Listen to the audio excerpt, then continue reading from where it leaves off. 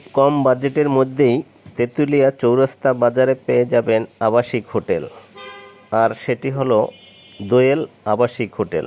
এটি একটি non AC double bedroom. পরিবারের লোক সংখ্যা বেশি হলে ইচ্ছে করলে ছোপাটাও বেড হিসাবে ব্যবহার করতে পারবেন। তাহলে এই রুমে মোট 6 জন থাকা যাবে। ভাড়া পড়বে 1800 টাকা।